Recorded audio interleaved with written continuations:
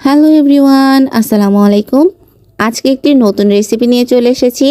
আর এটা নতুন রেসিপিও না, সবাই রান্না করতে পারে, কিন্তু আমি যেভাবে বাসায় রান্না করি সেটাই আপনাদের সাথে শেয়ার করছি। আর আজকে মুরগির চামড়া রান্না করব, আর সাথে থাকছে মুরগির পা, কলিজা আর পাখ, এগুলো রান্না করব। আর সেটাই আপনাদের সাথে শেয়ার করতে চলে এসেছি। আর প্রথমেই হচ্ছে দেশি আলু সিদ্ধ করে নিয়েছি, সিদ্ধ করে একটু হালকা মানে ভেঙে নিচ্ছি। তারপরে এই তো এখন আলুগুলোকে হালকা একটু আধা ভাঙা করে নেওয়ার পর এখানে একটা পেঁয়াজ কুচি নিয়ে নিয়েছি, তার সাথে কিছুটা বাটা মশলা মানে এখানে জিরা, তারপরে রসুন, পেঁয়াজ এগুলো বেটে নিয়েছি। আর সাথে তো মুরগির চামড়াগুলোকে ভালো করে পরিষ্কার করে ধুয়ে রেখে দিয়েছি।